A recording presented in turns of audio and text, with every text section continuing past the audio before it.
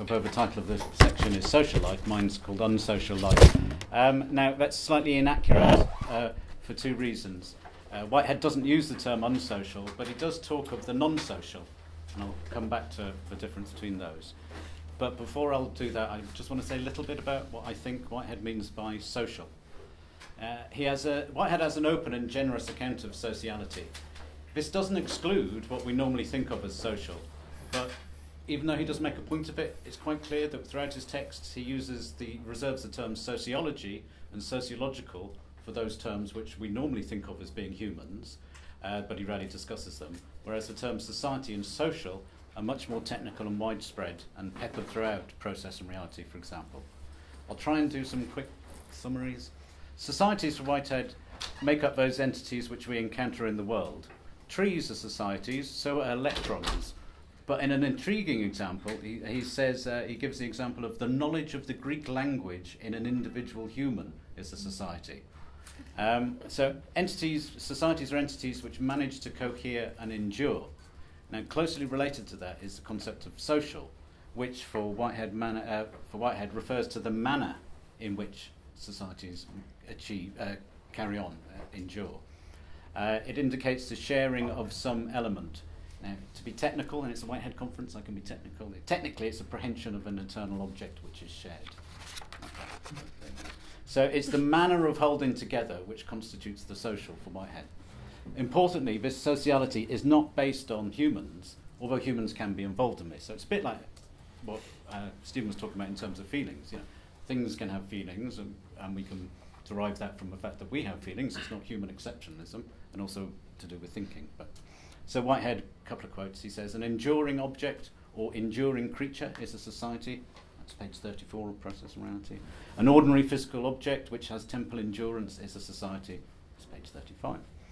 Given all this, it's clear why Whitehead attracts both Bruno Latour and has led Isabel de Stengers to declare that all is sociology.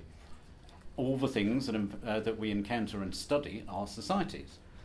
But it's with all this in mind that I want to approach the question of the unsocial, or actually what Whitehead calls the non-social life. But before this, I should now talk about the other side of the equation, which is life and living. I'm actually not going to talk about life, I'm going to talk about living. Because although Whitehead does give apparent definitions of life, he says life is a bid for freedom, 104. Life means novelty, on 104. Life is robbery, on 105. But his thoughts on living are more interesting, because as some recent biologists, such as Nick Lane, have pointed out, the concept of life can actually be rather static. NASA has a working definition of life, which is as follows. It is a self-sustaining chemical system capable of Darwinian evolution. But as Nick Lane points out, this makes the status of viruses problematic. They're not self-sustaining as they're resolutely parasitic, but we don't want to see that they're not alive. For Lane, it's more important to think of the organism in relationship to its environment. Life is to do with identifiable systems and with structure. Living is to do with the relations of such systems to their environment.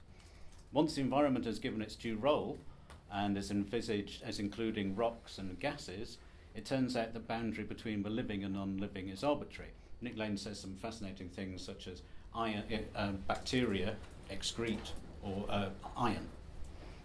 So that's why you have massive deposits of iron.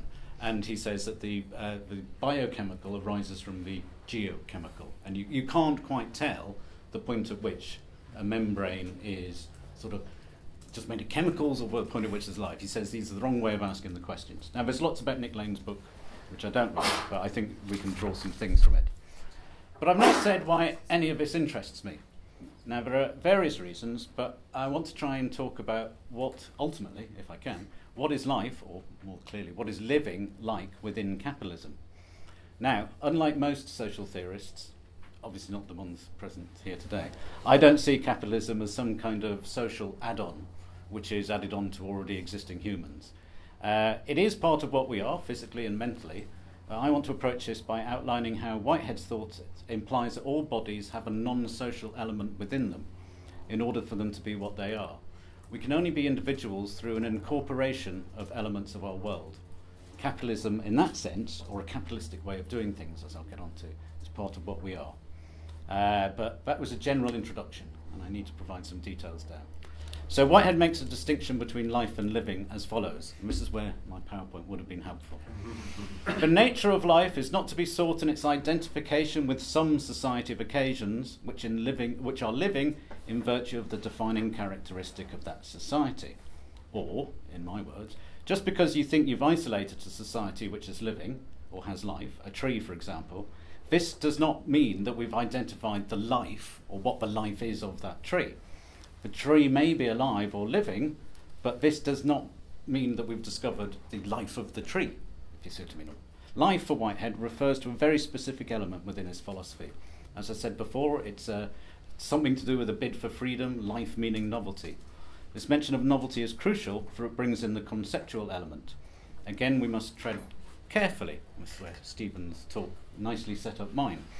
Conceptuality, as opposed to thinking, but related, does not immediately refer to concepts. All entities are, according to Whitehead, bipolar, as they have both their physical and mental side. 239, process and reality. The mental, the conceptual, exhibits the realms of potentiality which inhere in all entities and which are expressed through eternal objects. Now, again, I won't follow this up here. I want to stick with the notions of life and living. In this vein, Whitehead states, in accordance with this doctrine of life, the primary meaning of life is the origination of conceptual novelty of appetition. Thus, a society is only to be termed living in a derivative sense. A living society is one which includes some living occasions. Now, life has got something to do with conceptual novelty. A society is never entirely living. If it were, it would only be made up of this conceptual side of things, and the physical world would have dropped out. So a living society only needs some aspect of itself to be living. What of the other side, the non-living side? As ever, Whitehead outlines a very specific approach. This is 105. The characteristic of a living society is that a complex structure of inorganic society is woven together for the production of a non-social nexus, characterized by the intense physical experience of its members. Now, there's a danger here of viewing the body as made up of inorganic societies which represent the physical aspect of an individual. There's a risk in replicating a concept of the body as unmental and it is mere matter, and the mind, on the other hand, is full of life, of novelty of concepts. Whitehead is clear this is not the case, and he has this interesting phrase, the intensity of the physical experience, which comes from the complex order of the material animal body. He says, there is intense experience without the shackle of reiteration from the past. That is the condition for the spontaneity of conceptual reaction. Now, this is actually interesting, exactly the point which Stephen was talking about in terms of how much of your past you're just conforming with or drawing into the present, and where that element of novelty comes from. Okay, and it can't be just mental and conceptual, because that would be to fall into the old categories in the Cartesian split. But it can't be just physical either, and this is one of the difficulties that Whitehead's dealing with in this passage. So there's a complexity to the body, which means it's not dislocated from living, from novelty, from conceptuality, from the mind. The complexity of the body is the condition of novelty, and hence of living. The complexity of the body involves the intensity of experience. Now, the important point for the argument I'm trying to make is the status of the non-social in this. In the previous quotation, I talked of a non-social nexus characterized by the intense physical experience of its members. I'm going to dwell on the notion of nexus for a moment, and as this is a Whitehead conference, I'm allowed to do this. A nexus is one of Whitehead's 8 categories of existence, which he introduces at the start of Process and Reality. For the completists amongst you, the other 7 categories of existence are actual entities, prehensions, subjective forms, eternal objects, propositions, multiplicities, and contrasts. Okay, but importantly, a nexus is not a society. Note that societies aren't under the categories of existence, interestingly. There's a completeness, a wholeness to a society which nexus is nexus with the thing on, which a nexus lacks. So return to the question of a non-social nexus, as I mentioned above, what does Whitehead mean by non-social in this phrase? Non-social, Whitehead only uses it 4 or 5 times in Process and Reality. He introduces it on page 72 in a different context when he says, A non-social nexus is what answers to the notion of chaos. Now, for the moment, it's important to remember that Whitehead means something very specific by the term social. As I said before, the social refers to societies and the common character that they exhibit in their endurance. This involves relations to the environment, each member of a society feeling its environment in a specific way. Now, I think that my main point is that, and this is page 107, an entirely living nexus is, I'll start again because it's a weird one, an entirely living nexus is, in respect to its life, not social. Now, I think we need to remember that for Whitehead, to be social is to be tied up with being a society. A society has endurance, is in some way complete. So although societies such as trees, such as aspens, Pando, can be alive, have a life in the usual sense of the term, it also seems that Whitehead views such societies as tending towards, at some points, the fixed, and this needs to be contrasted with what makes them living. In fact, what is entirely living is not social in that it is not a society. We already know that for something to be living means that it exhibits some kind of novelty. Remembering that this novelty is tied to conceptuality, but is not tied to consciousness, doesn't come from consciousness. The non-social nexus, which constitutes the living element of a world and of us, is, according to Whitehead, as I said before, and in a very particular sense, chaotic. This chaos can be tied up with our thinking and our thoughts, though not limited to human thinking. So the societies, this is 1:110, the societies and environment will constitute its orderly element, and the non-social actual entities will constitute its element of chaos. Back with chaos. Living is chaotic, but not in some abstract dislocated sense. Living is that element which does not simply repeat the past. If it did, it would be social, in that be just related to societies rather than non-social. Order and chaos are not opposed, they are what Whitehead calls contrasts. Now, as I've outlined Whitehead's position, it might seem there's a danger of idealism again. I'm always wary of this. In that all that is novel, all that is original, is tied up with conceptuality, because now we have the living being non-social, but this is tied up with novelty, with conceptuality. In this sense, human thought and cognition, if we're reading it badly, would represent the apotheosis of the originality of existence, and this is what we're all trying to avoid. Bill was trying to do it earlier, Stephen's trying to do it, I'm trying to do it now. Because thinking would be the best example of novelty and creativity. Now, I think Whitehead sometimes sails quite close to such an idea, but he doesn't want to make consciousness fundamental. He insists that the body and our thought are embedded within each other, although they have distinct aspects. He says, human mentality is partly the outcome of the human body, partly the single directive to the agency of the body, partly a system of cogitations, which have a certain irrelevance to the physical relationships of the body. Now, to be honest, I don't think this is the clearest of Whitehead's comments, although he doesn't use cogitations at all. And when you were talking about cognition. Cognition. I don't know the word was around that. Yeah. Okay. It summarises one element of his philosophical position, but to my mind, it's not fully explanatory. And I should probably mention most of the sections I've been talking about in Process of Reality. It's not very often that Whitehead does this. He says, "These are conjecture. These are conjecture. I'm making conjectures," when he's talking about this and non-social. It's not a technical aspect of his philosophy, but I think it's one we can play with. That's why actually I'm being a bit naughty with it, because it's one you can be, because he's conjecturing, so I can conjecture too. I say that because I'm now going to jump to Marx. What is life or living like under capitalism? I still think Marx can help us understand this question. Now, so far I've tried to point out the importance of rethinking the status of and relations between society, the social, the body, the mind, and novelty. Now, when it comes to Marx, talking about these things, people tend to turn to one of two texts, either Marx's economic and philosophical manuscripts, which Bill talked about, funny enough, earlier, or the German ideology. Now, in the first of these, you get the image of alienation. The worker is alienated from their labour, from the product of their labour, from other workers, and from their life. And their life is species being. And the worker's body is racked and deformed and becomes alien to them through capitalism. Marx says the worker mortifies his, body and ruins his mind. Okay. Now, in the German ideology, we're on more anthropological terrain in that Marx is trying to give an account of the history of all humans and of all societies, human societies. Here he says, thus the first fact to be established is the physical organisation of these individuals and their consequent relation to the rest of nature. Now, in the original German, the word, forgive my accent, is Körperliche. Körperliche? Körperliche. Correct. Well, there's going to be more.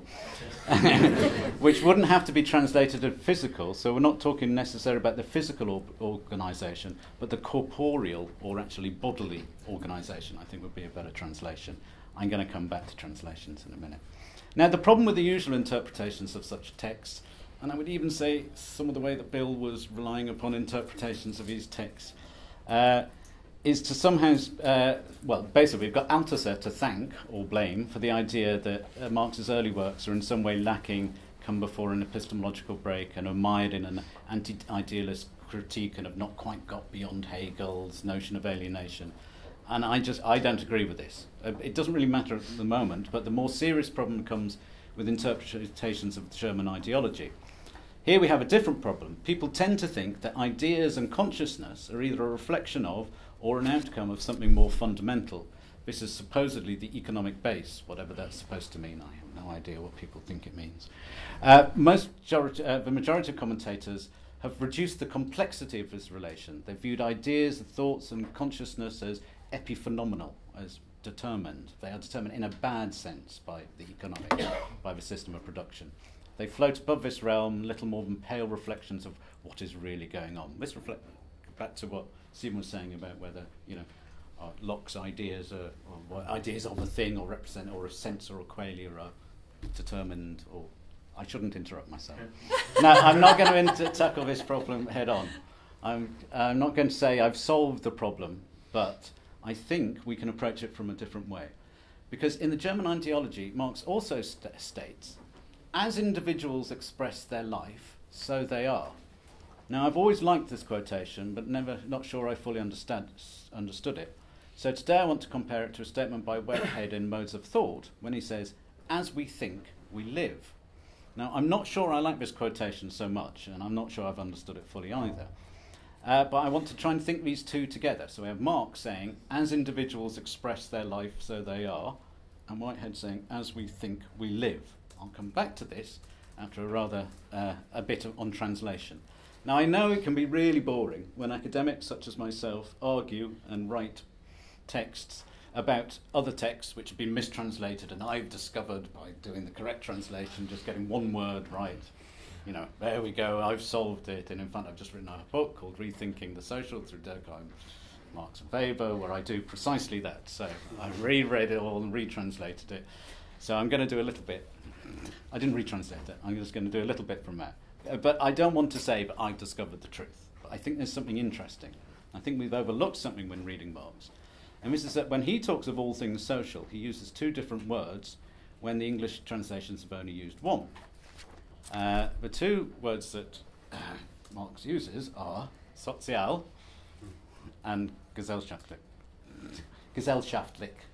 I'm just going to say it out loud in a bad accent. Okay. Now, the latter term is resolutely German, and the other is derived from Latin via French, social. And in the 19th century, there was a long and interesting argument about which term should be used to describe sociology. And funny enough, you read my book, Weber ends up going with social, getting rid of all the Gesellschaftlich. It's fantastic. Why does this matter? For those of you who've ever done sociology or been stuck with doing sociology like me, you will teach your students the preface to the contribution to the critique of political economy, which is one of the most famous bits of Marx. It's the bit which apparently tells you what historical materialism is. Now, I had a long passage, I wish I brought it, but he talks of the totality of the relations of production, which constitutes the economic structure of society, Gesellschaft, on which arises a legal and political superstructure, and to which correspond definite forms of social consciousness. Now, at that point, the consciousness is gesellschaftlich. Now, in the next sentence, he goes on, the mode of production of material life conditions the general process of social, political, and intellectual life, sozialen. He uses a different word. Okay? And then he talks about it's not the consciousness of men that determines their existence, but their social, back to gesellschaftlich, existence that determines their consciousness. Okay? At the very end of the passage where he goes, when it all goes wrong, there begins an era of social revolution, which is a social revolution. Okay? Now, I'm not going to go into the details of that. You can buy my book where I make the argument. Okay? So I'm going to assume my argument is made. This one? Hey, there it is. I'll just make a quick comment on the cover whilst it's up. It's by a friend of mine, and I really like it. But for those of you who know your Deleuze and Guattari, it's called Deluxe Guattari. Anyway, so I think we should translate gesellschaftlich as societal and use social to translate sozial. The reason, I think Marx retains both of these terms, and he does right through from his critique of Hegel right through to Capital, even sometimes using them in the same sentence. So the societal indicates the specificity of a situation. Social refers to the elements. It's not exactly clear what he means. I think it's the elements of prestige or esteem which are associated with societal forms but are not reducible to them. He's actually a bit like Bourdieu at points, because he talks about money and education. But that's for another argument. High society. Sorry? High society. That would be part of it. That would be, it's part of those like social distinctions as opposed to societal ones, which are clearly related. Now, Marx doesn't have a general theory about this, but I think, and he's not always consistent, but I think it's something we need to think about. Because it means that contemporary societist is not simply capitalist. Capitalist relations may be preponderant societal relations, but there are other social relations which both reinforce and could even inhibit such relations. There is a tension between the two, nothing is settled, and this battle for the social and the societal continues. Okay, where am I going with all this? Remember, as individuals express their life, so they are, as we think, we live. That's Marx, and then that's Whitehead. So to compare Marx and Whitehead on this point, I want to translate Whitehead's phrase non-social to non-societal. So, in this respect, our bodies are societal in two respects. So I'm using the word societal as the adjective now for societies, in a sense. They're composed of societies such as lungs, hearts, eyes, legs, and so on, and vice versa, but they're not dislocated. The organs of the body provide an environment for each other. And actually, to get back to a bit of biology, because I think we're doing quite a lot of biology, there's iron sulfide in each of your cells, which enables respiration.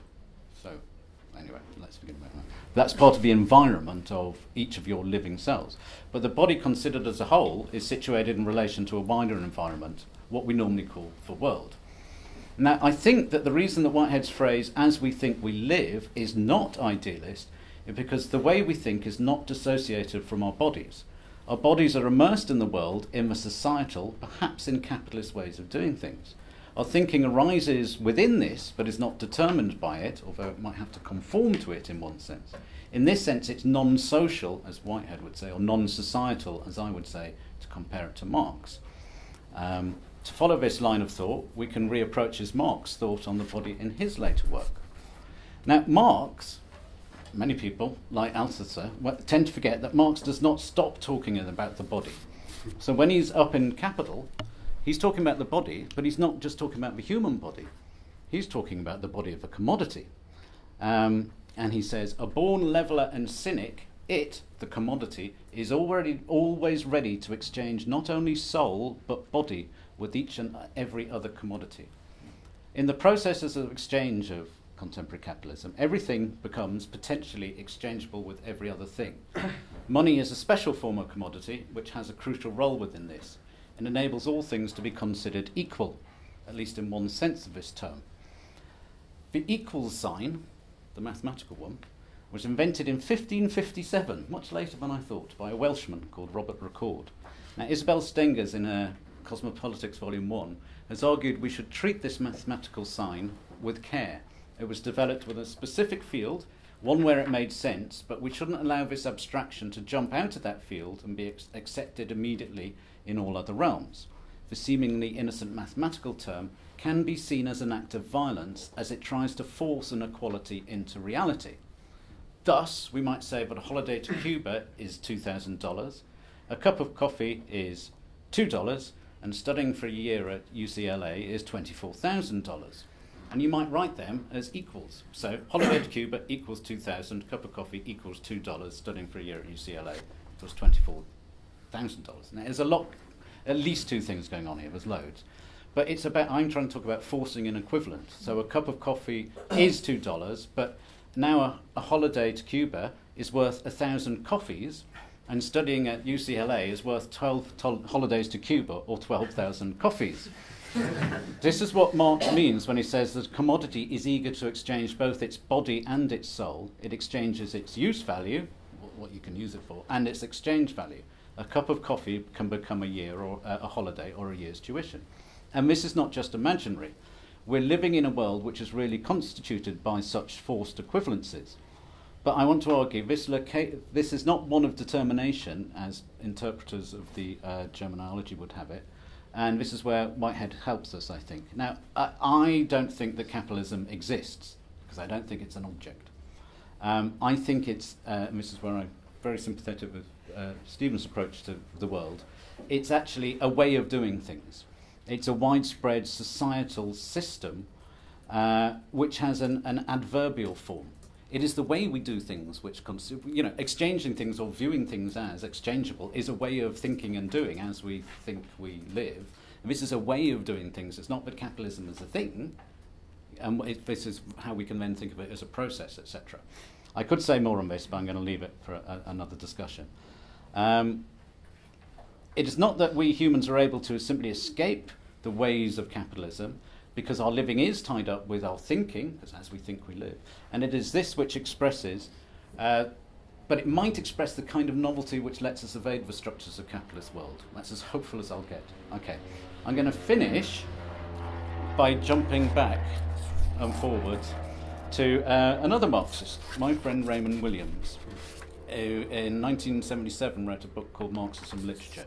I think he must have read Whitehead. It's just bizarre. You read him and you think, but he never footnotes him. Where Williams tries to counter the kind of traditional Marxist approach that I've been talking about, and he introduces something called structures of feeling. Now, when I'm talking about feeling, I want you to remember everything that Stephen said about feeling and Whitehead, and it'll just make my life a lot easier. Because Williams talks about structures as feelings as a kind of feeling and thinking which is both social and material, but in an embryonic phase before it becomes fully articulate and defined. Williams doesn't presuppose what is social about feeling, and he's not made feelings reliant upon human consciousness or imagination. The feelings involved are material, and yet they are coming to be. Their active status, rather than their settled character, is what makes them important and informative. And this is what I ultimately, although I realise I haven't done it in this paper, somehow want to link to the notion of novelty and the non-social. Such feelings can be identified by what Williams calls a particular quality of social experience and relationship, historically distinct from other particular qualities. And this emphasis upon quality is crucial. It is quality which grants specificity to a feeling and enables us to identify them. The quality of a feeling is different to its content, although you can't actually separate them. They're two aspects of the same thing. I can't get into that. It is a way of feeling and points up the importance of the adverbial. How things happen is as important as what happens. This how is the adverbial, which Stephen's talked about in Without Criteria and the Universe of Things. I think it might be, but I don't want to jump, what Aaron and Brian might be talking about when we're talking about affect. But I don't want to jump into that and just say it's the same as something, but I just want to point up. But I'm thinking that way. But it's more interesting to keep things separate, so we can have differences, but so we can have nuances, rather than just lumping it and say, oh, we all agree. I don't think that's very helpful. So that's why I just want to point. So I think you mean something different by adverbial. You don't want me to say that I've understood it. Do you know what I mean? I shouldn't interrupt myself. And Williams keeps this argument within a Marxist remit. There's a quality to the feelings under capitalism which make it distinct from the feelings of other epochs. But under capitalism, there is a tendency for our feelings to manifest a specific quality. This isn't a form of economic reductionism. Feelings are not ideological productions somehow produced by the dominant class or the 1%, forcing the rest of us, the so-called 99%, to think and feel in a specific way, a way that does not benefit us but keeps us in our place. This is where I think it's important to return to Whitehead and to use him to defend Williams in return, in charge of advocating a traditional Marxist position. As Stephen said, feelings are real. They're an element of the process by which we become what we are. They make us what we are by incorporating elements of other things, of what we are not, into what we are now. Now, I've been switching between the words feelings and experiences and seem to conflate the two. And I think it's similar to when Whitehead's talking about prehensions and feelings. And Williams, in fact, says, when he talks of structures of feelings, an alternative definition would be structures of experience. The overlap between feeling and experience is one which is a useful one, especially when coming from a Whiteheadian stance. Where Williams differs from Whitehead is, and usefully differs, is in his insistence that we trace the specific qualities of feeling which exhibit the eruption of a certain way of thinking and feeling, which is identifiable under capitalism. In doing so, we are looking for structures of feeling. We are then defining these elements as a structure, as a set with specific relations, at once interlocking and in tension. Now, this mention of structure might be problematic to some. Post-structuralism has warned us of many of the pitfalls of a structuralist account.